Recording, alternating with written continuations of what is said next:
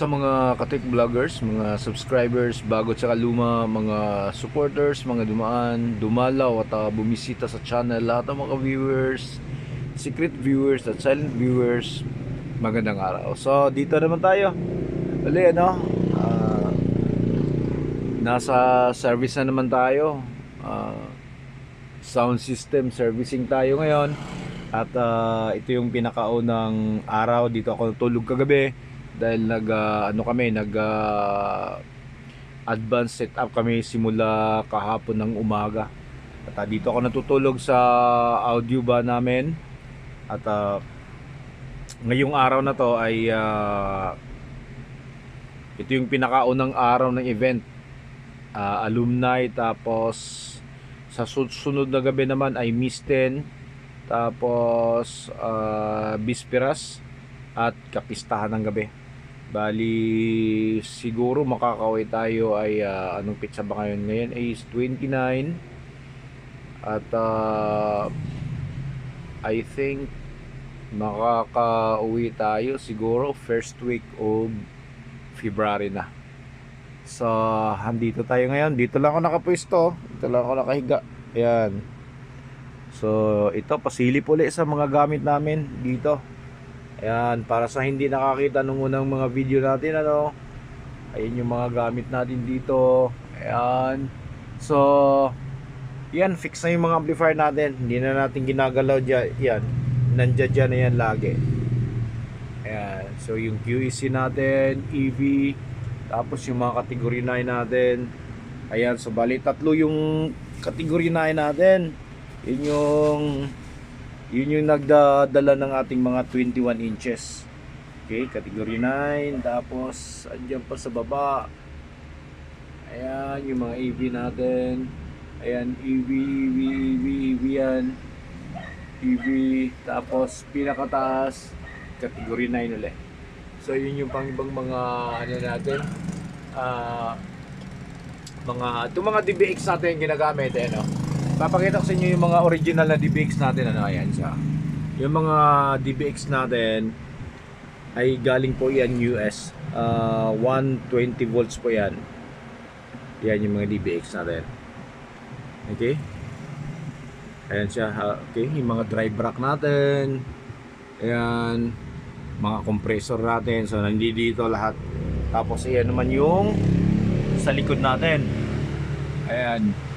Okay, yung mga connector natin. Tapos likod niyan, doon sa pinakalikuran, sa ilalim, diyan po nakakasa yung mga speaker terminal natin.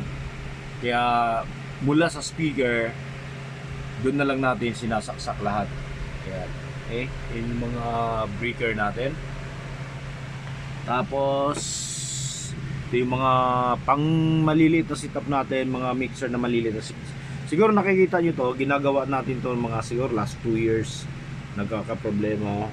Ito yung mga maliliit na mixer namin. Tapos yung malalaki ito yung pinakamalaki nakatago. Ayan, malaking malaki to, alam ba to, 64 channel na Yamaha. Ayan. Okay, tapos yung ibang mga controller natin, ayan, EQs. Tapos nandito pa yung iba. Ito yung ating mga wireless microphone. So marami kami mga original na Shure dito, pero yung mga performance ng mga bagong Shure ngayon ay malayong malayo dito sa ano natin, sa mga Baikal natin, Baikal microphone. Malayong malayo yung performance. Kahit na lumang-luma na yung mga Baikal natin, nako, napakagaling pa rin at napakaganda.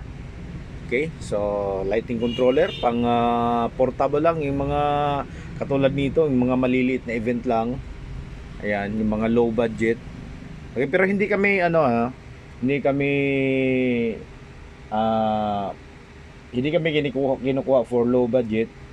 Binibigyan lang namin sila ng pabor. Kung halimbawa kumukuha sila ng straight 2 araw, okay, na naka full setup, so binibigyan namin sila ng pabor. Binibigay namin ng murang-mura, minsan pa nga libre, yung mga maliliit na event lang. Yan. Okay, so ito yung 2 horsepower natin na aircon na laging nagpapalamig sa natutulog katulad ko, nagbabantay dito sa loob at syempre dito sa mga controller at mga power amplifier natin. Ayan. Okay? So ayan siya. So nakasit up na kami lahat sa labas, lahat ng mga ilaw, mga speakers tapos na. Okay? So babalik ngayon yung mga kasama ko at yung magliligpit na lang mga wires, ililigpit yung mga wires para itatali at hindi siya makalating na ano. Ayan. Okay, so ngayong umaga na to, ito lang muna yung update natin at sana ipatuloy kayong sumuporta sa channel natin ano. Napakababa ng mga views natin ngayon. Pero sige lang, sige pa rin tayo ng sige, hindi naman tayo sumusuko. At umasa naman ako sa mga suporta ng mga followers tsaka mga viewers natin. So hanggang dito na lang muna siguro tayo ano. So maraming salamat, God bless at bye bye.